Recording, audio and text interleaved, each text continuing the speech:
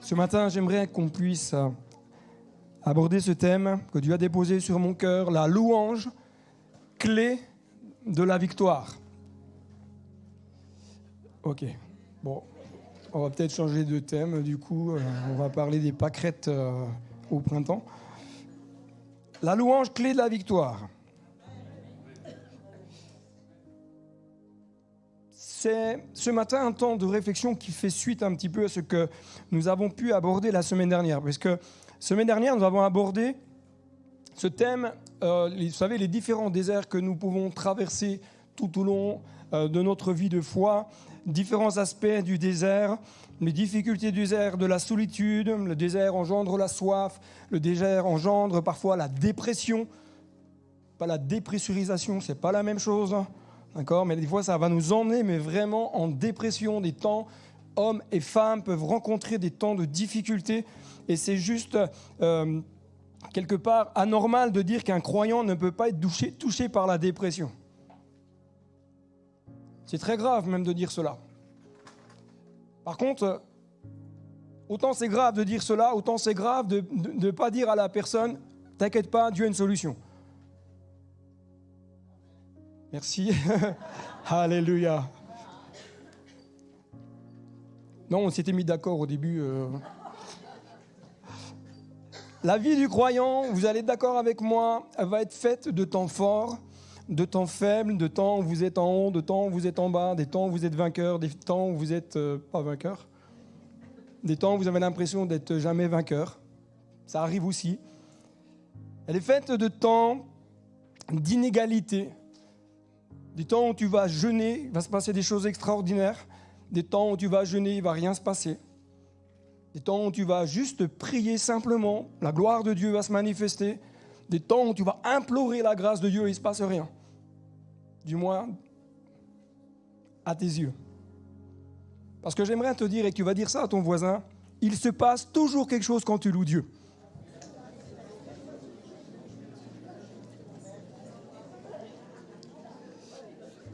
Et si vous êtes normalement constitué comme moi, vous allez vous rendre compte que votre louange, souvent, est en adéquation avec ce que vous vivez à l'instant T. Quand tu vas pas bien, ta louange, voilà. Quand tu vas bien, ta louange vocale et ta louange physique, elle est tout autre. Quand tu vas pas bien, la louange physique, c'est... Moi, je vous dis que quand on est sur l'estrade, quand on fait la louange, on voit tout ce qui se passe sur le panorama. Et je bénis Dieu parce que Dieu nous permet de voir plein de choses, pour compris. Mais parfois, ta louange, quand tu vas bien, tu commences à... D'accord ? Bon, il y en a, c'est intérieur. Des fois, je fais un peu comme ça. Moi, je ne suis pas très expressif. Moi, je ne sais pas danser, de toute façon, donc comme ça... Mais ce matin, j'aimerais vous encourager à vivre une louange qui va déclencher dans votre vie la victoire de Jésus de Nazareth. Pas une louange, je loue ton nom éternel. C'est vraiment que ça sorte de tes entrailles. Il faut vraiment qu'on se décoince un peu. Nous, francophones, moi, français. Parce que francophone, ça ne veut rien dire. Nous, Français, il faut qu'on se décoince un peu. Mais parfois, on a aussi une culture spirituelle qui fait qu'on a un peu de mal parfois. Nous étions hier à un mariage, le mariage de Stéphane et de Ninon, qui vous salue bien d'ailleurs. Vous comprendrez qu'ils ne sont pas là ce matin. Et nous avons mangé à côté de sa tante, qui est chrétienne. Elle disait, mais nous... Je dis, ouais. Mais nous, quand on loue Dieu... je sentais qu'elle était dans les starting blocks. Hein, on n'avait pas beaucoup de place où on était au restaurant. Et je me dis, ouais, s'il y avait vraiment un espace je crois que la sœur du début du repas, à la fin du repas, elle nous aurait entraînés à danser pour la joie de Jésus. Personnellement, moi je suis convaincu que le diable va essayer de nous bloquer, que le diable va essayer de faire taire notre louange. D'accord ? Mais moi je suis convaincu que des victoires se gagnent dans la louange. Quand tu loues Dieu, tu es en train de déclarer ce que Dieu a fait et ce qu'il va faire. Alors souvent, on est dans une louange du passé. Seigneur, je te loue de ce que tu as fait il y a 200 ans. Et ta louange, c'est aussi déclarer ce que Dieu va faire maintenant et ce que Dieu va faire demain. Je te loue, Jésus. La louange apporte des délivrances. Quand vous vivez des moments d'oppression, de lutte intérieure, moi, je vous encourage à louer Dieu. Je ne dis pas que c'est facile. Si ça serait facile, ça aurait été écrit. C'est pour cela que Jésus va dire, ce sont les violents qui s'emparent du royaume de Dieu. Pour que la gloire de Dieu descende, tu dois te faire violence. Tu dois aller chercher ta guérison et ta délivrance. Et parfois, tu es obligé. Oh, c'est dur. Tu n'as pas envie, tu as juste envie de rester sous ta couette. Et tu dois te faire violence, te dire, là, je dois aller chercher. La tradition religieuse nous amène toujours à dire, demain, dans 5 minutes. Oui, mais c'est pas... Non, va chercher. Ce sont les violents. Ce n'est pas les coups de poing, c'est de la violence spirituelle. Ça coûte. Le réveil coûte. Si tu veux vivre le réveil, tu veux une bonne nouvelle, qui veut vivre le réveil? Je ne pense pas que vous allez dire amen après, mais bon. Ça va te coûter quelque chose. Ça va te demander un effort. Si tu n'es pas prêt à faire cet effort, tu ne peux pas vivre une dimension du ciel dans ta vie. Et il y a des jours, c'est facile à faire. Et il y a des jours, c'est pas facile à faire. Mais la louange, elle va faire tomber les chaînes qui te tiennent prisonnier, qui t'empêchent d'avancer. Quand tu as des pensées sombres, loue Dieu. Ne mets pas énergie 12, loue. Mets de la louange, quelque chose, pas qui, tu sais, c'est... Comme dirait un ministère que je connais en anglais, soaking. Ok, c'est bien, il dit c'est bien, tu te mets sur le canapé, tu mets de la louange instrumentale en soaking, mais il est là. Ah Seigneur, je te bénis. Non, des fois, la louange, si tu veux que les pensées sombres puissent fuir, tu passes en mode seeking. Je vais chercher et je vais louer Dieu et je vais être dans mon appartement sans trop réveiller les voisins. Seigneur, je te bénis, je te loue, ta gloire est là. Je déclare ta victoire, je déclare ton triomphe, je déclare ta grandeur. Ça va t'amener dans un changement de vie. Ok, il y a toute ma partie de droite là qui dit amen, la gauche, je ne sais pas si vous dormez déjà. Satan n'aime pas nous voir louer. Et je crois qu'il va essayer de différentes façons de venir nous empêcher de louer. Le regard de l'autre. Tu sais, tu es à ta place, t'oses pas trop. Parce que celui qui est à côté de toi, il est comme ça. Tu dis, si je bouge, qu'est-ce qu'il va penser de moi? Mais qu'est-ce que Dieu pense? Qu'est-ce que Dieu pense? C'est pas ma tradition qui est importante, c'est ce que Dieu pense.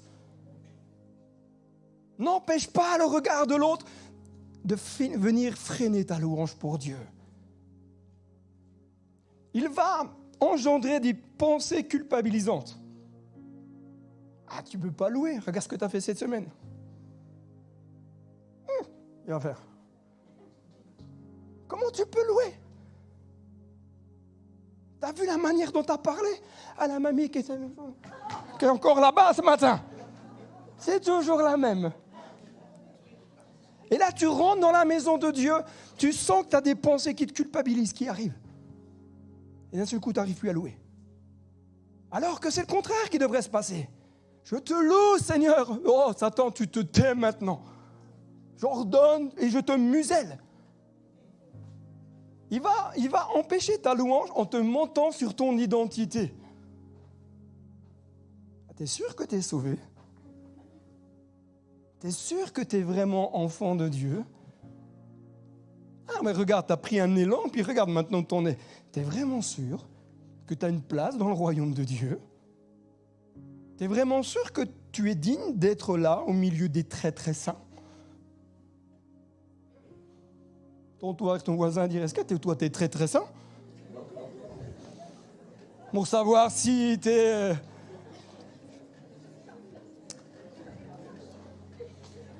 Ce qui va donner ton identité, c'est pas l'ennemi, c'est la parole de Dieu.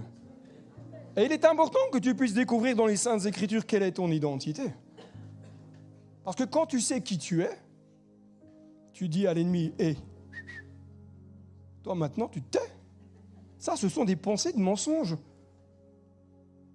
Il va te rappeler ton passé pour t'empêcher de louer Dieu. Rappelle-toi. Avant, déjà tu louais Dieu avant, mais regarde, tu en es toujours au même point.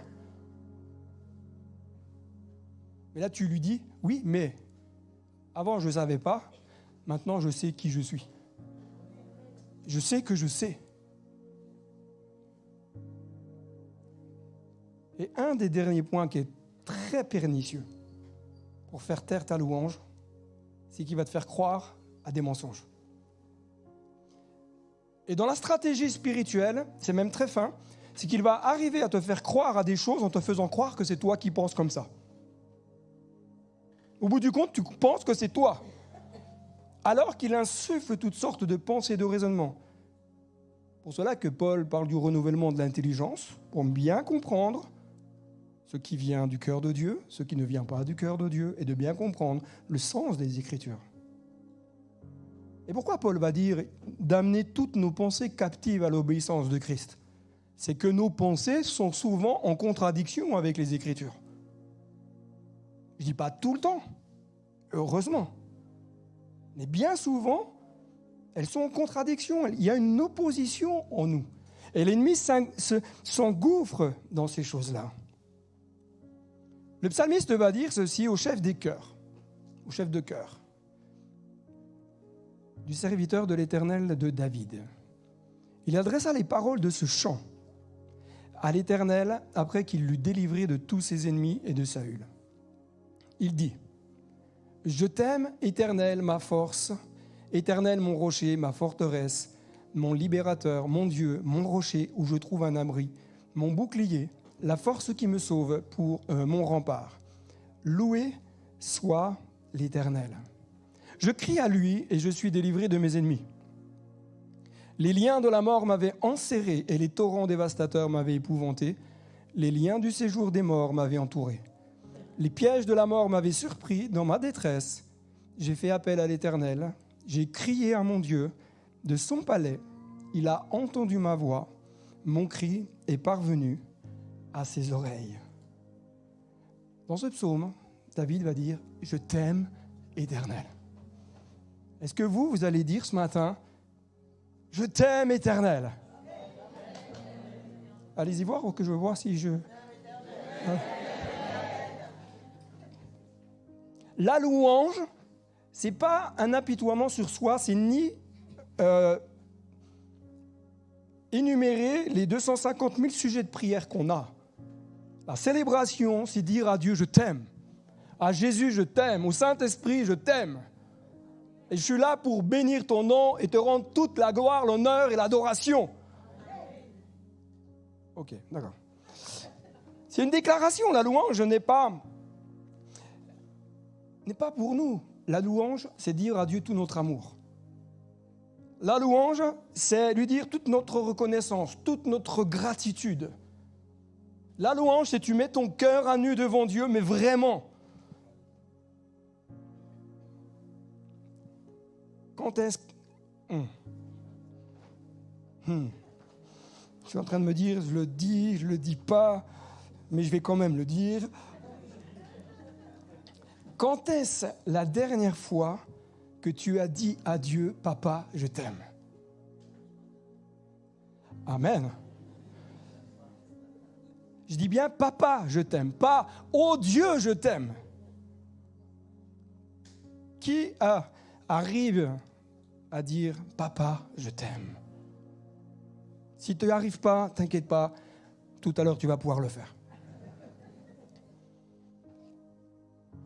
Mon âme te loue parce que je t'aime.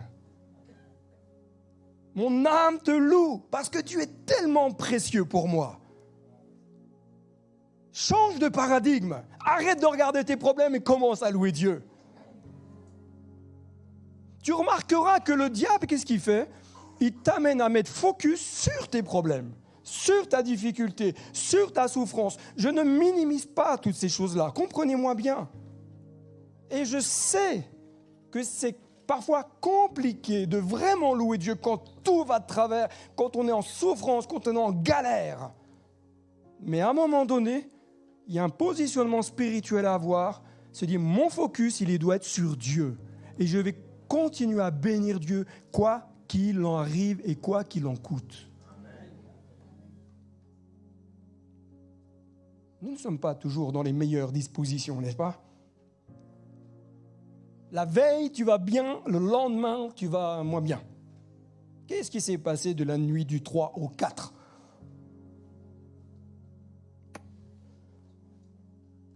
Écoute bien ceci.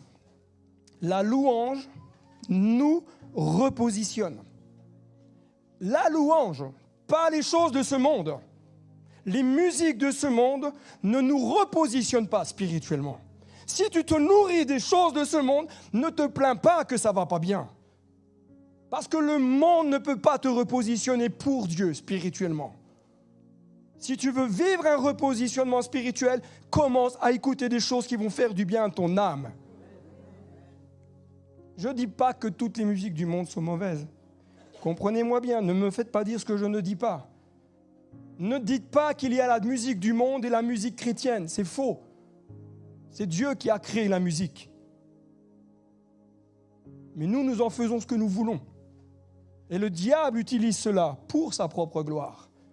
C'est pour cela que je ne peux pas dire « je vais bien aller en écoutant des choses de ce monde », même si elles ne sont pas mauvaises. Mais quand je me positionne pour Dieu, je dis « Seigneur, je préfère écouter la louange comme ce matin, où je vais me réjouir, et pas entendre des chanteurs qui disent « Ah là là, c'est la misère. On m'a volé mon lapin quand j'étais petit, vous comprenez, c'est compliqué. » Et puis ça fait des cartons en plus, les gens sont contents d'écouter des trucs comme ça. La louange, quand elle nous repositionne, elle nous amène à reconnaître que seul Dieu est capable de nous sortir de notre solution. Quand tu loues Dieu, t'as là, yes, tu sens qu'il y a en toi un élan spirituel qui se met en place. Lorsque nous sommes assaillis de toutes sortes de pensées néfastes, la louange va t'amener à avoir un éclaircissement. Par la louange, tu vas découvrir que Dieu est pour toi un bouclier.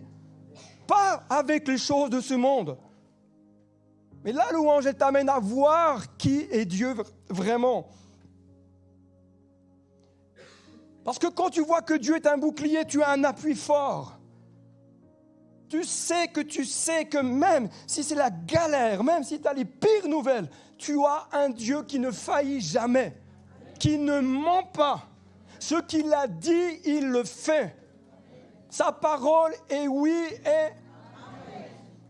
Bon, ça va, j'ai gagné un peu là. Ça commence à venir là, je suis à peu près à la moitié, 50%, c'est bon.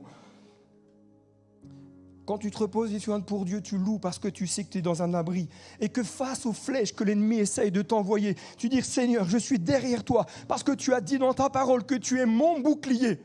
Alors je me mets derrière, pas devant. Je me place derrière Dieu. Je dis, Seigneur, tu es ma protection. Puis là, tu tournes, tu fais à l'ennemi, mon papa, il est là.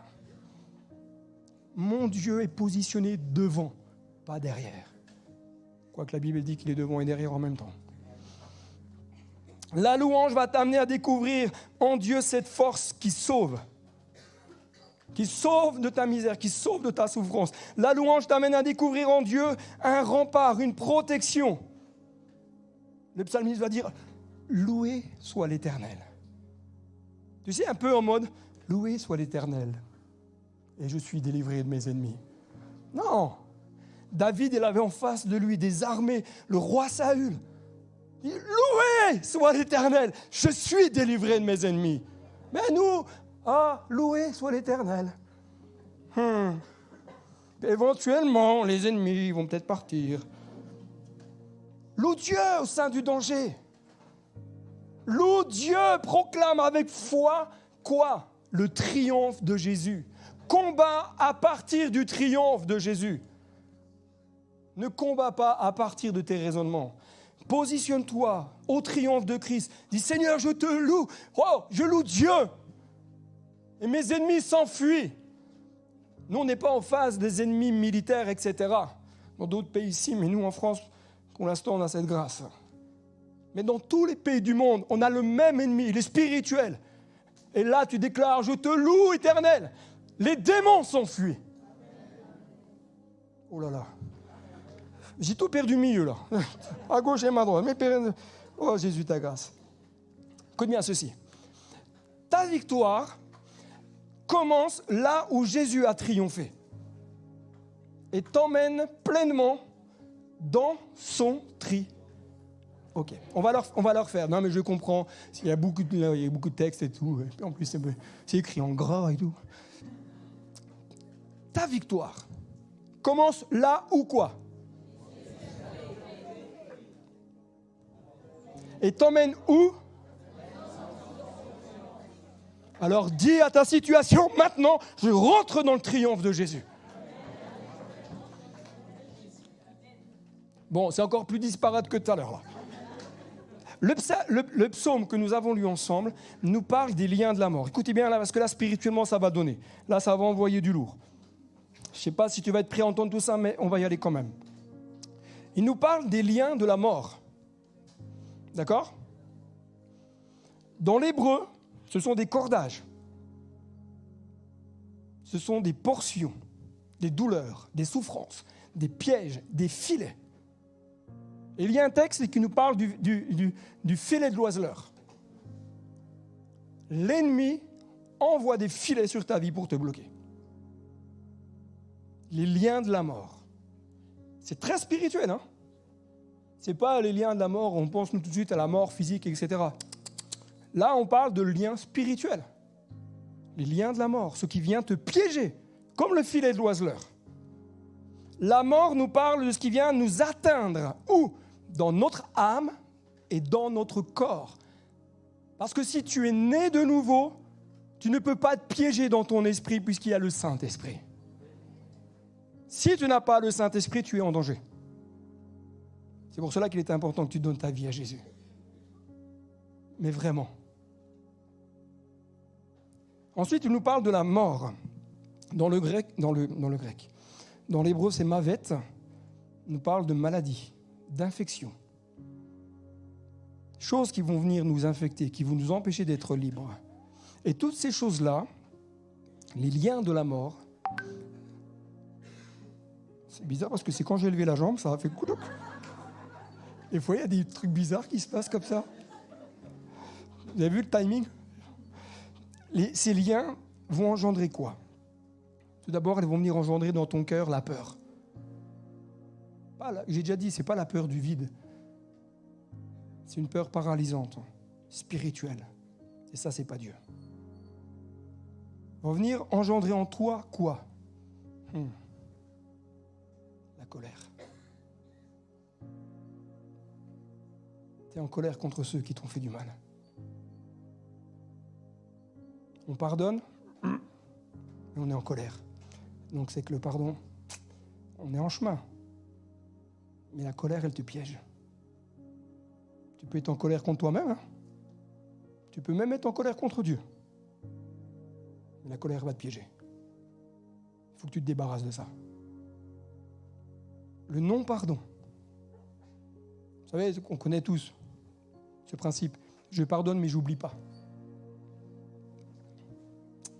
Le pardon, c'est pas oublier. Le pardon, c'est se défaire de l'offense. Comme j'ai dit, vous passez devant une maison qui a un gros chien, vous mettez la main, vous vous faites croquer, vous avez une main en moins, mais vous pardonnez le chien, la pauvre bête. Mais comme vous, dans votre compréhension, pardonner, c'est oublier, le lendemain, vous repassez devant la grille, vous donnez l'autre main. C'est quand même ballot, quoi. Mais spirituellement, c'est exactement la même chose. Si tu ne pardonnes pas, tu es lié. Tu donnes des accès spirituels à l'ennemi. Que tu le veuilles pas, que tu y crois ou que tu n'y crois pas. Un jour, je priais pour quelqu'un, ça n'a rien à voir avec le pardon. Je prie pour quelqu'un. Des fois, ça m'arrive de temps en temps comme ça de prier pour des gens. Je prie pour quelqu'un et le Saint-Esprit me met dans mon cœur de lui poser la question, est-ce que dans sa famille, il n'y a pas eu des choses un peu bizarres qui se sont passées, qui ont été pratiquées? Vous savez, moi, intérieurement, je suis toujours un peu en dualité à ce moment-là. Je me dis, oh là là, c'est quoi ça? C'est moi qui pense? Est-ce qu'il faut que je le dise? Est-ce qu'il faut que je ne le dise pas? Comment je vais aborder le sujet si j'en parle? Je suis là vers la personne et je lui dis, écoute, mon frère, ma soeur, comme ça vous ne savez pas si c'est un frère ou une soeur, est-ce que dans ta famille, il y a eu des choses spirituelles, de fêtes, etc. Et la personne me dit, oh, je ne sais pas. Ah ben moi, je crois que dans ma famille, un jour, il y a eu des gens qui ont fait des barils brûlures, des machins, des trucs. Je dis, et toi? Ah non, mais moi, on me l'a fait, mais j'y croyais pas trop, quoi. J'ai dit, mais mon frère, ma soeur, comme ça, vous savez toujours pas. Hein. La porte est ouverte, spirituellement. Si tu ne la brises pas, c'est ouvert. Le non-pardon, c'est exactement la même chose. Si tu ne pardonnes pas vraiment, si tu ne brises pas ce qui te lie à la personne qui t'a offensé, la clé est dans les mains de l'ennemi. Les liens générationnels, de génération en génération, 3-4 générations, la malédiction. Je vais peut-être vous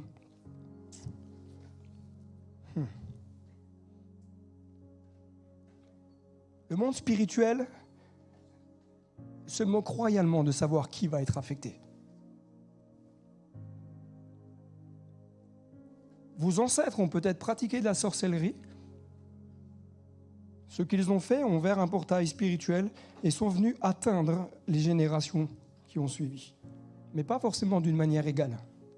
Des fois, dans la même famille, sur 4 enfants, imaginons, un va être touché. Et les autres, entre guillemets, passent à travers les gouttes. Entre guillemets. Parce qu'ils ne passent pas à travers les gouttes en réalité. Et des fois même, ça peut sauter une génération. Que tu y crois ou que tu n'y crois pas, c'est la réalité spirituelle. Les démons qui existaient du temps de Jésus sont les mêmes qui agissent aujourd'hui. Eux, ils ne sont pas morts. Ce sont des esprits. Les liens d'âme et de corps, ce qui te relie émotionnellement à une personne ou ce qui te relie physiquement à une personne. Les relations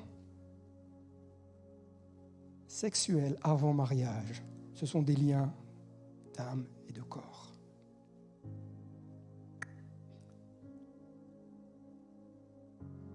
Pourquoi Paul va dire, quand tu vas avec la prostituée, tu es un. Imaginez la charge spirituelle à ce moment-là. Les paroles de malédiction. Toutes les paroles qu'on peut prononcer sur les autres ou sur soi-même sont des choses que l'ennemi va utiliser. Le psalmiste va parler des torrents de la destruction. Le mot destruction dans l'hébreu, écoutez-moi bien, pour ça que c'est très intéressant, des fois de voir différentes versions bibliques pour bien comprendre le sens des textes. Il nous parle de méchanceté, de perversité, de destruction et de ruine. Pourquoi vous avez des personnes, leur vie, elle est totalement détruite? Vous avez l'impression que tout s'acharne sur leur vie. Parlez-leur de l'amour de Jésus. L'amour de Jésus libère. Les liens du sépulcre, séjour des morts. Écoutez bien, dans l'hébreu, c'est lieu sans louange. Séjour des morts, ce n'est pas la mort physique, c'est le séjour des morts. C'est un lieu où il n'y a plus rien. Pas de louange. Dans cette éternité sans Dieu, il n'y a plus de louange. Le diable ne sera pas assis sur son trône en train de régner. Non, non. Il sera jeté dans les temps ardents de feu. Il n'y aura plus louange, souffrance. Les filets de la mort sont des pièges, des embûches, des leurres, des appâts. Spirituellement, le diable et ses démons ont des stratégies très, très, très éprouvées avec le temps. Ils n'inventent rien. Ils se servent de lois spirituelles que Dieu a établies et ils les détournent pour appâter les hommes et les femmes sur cette terre pour les piéger. Combien il y en a qui disent « Ah, moi j'ai reçu un don de Dieu, je suis magnétiseur ».